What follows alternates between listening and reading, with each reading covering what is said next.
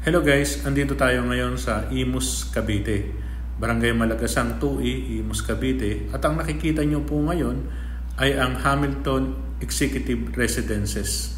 Ito po ay may 3 bedroom, 3 toilet and bath. Ayan, meron pa po tayong available unit dito na 300 units pa po ang ating available. Ayan, ito po ay may lot area na 54 square meter at ang ating floor area is 63.25 square meter at ang ating total improvement is 94.75. Ayan, ang price na po natin ngayon is 4,998,000. Ayan, kung napapansin nyo po, complete turnover po tayo, naka-grills na, naka-tiles na, nakapintura na rin po. At ito po yung ating parking area. Ang ating parking area po ay may sukat na 20.75 square meter. Ayan, nakahang po yung natin, yung ating second floor. Kaya yung ating parking area po is kung saan po ba is malilim na. Ayan, ganito rin po yung ating turnover unit. Ayan, kung ano po yung nakikita nyo mga dyan sa picture natin, ganyan din po ang ating turnover. Ang ating pong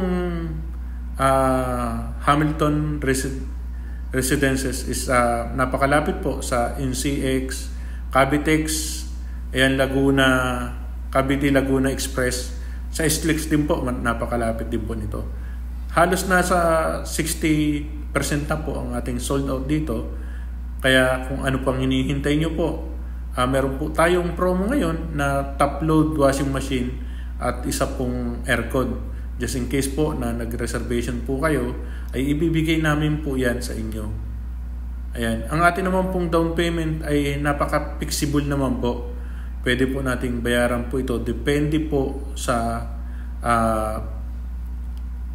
kaya nyo pong ihulog na down payment. At ito lang naman po ay ibig sabihin yung 10% po.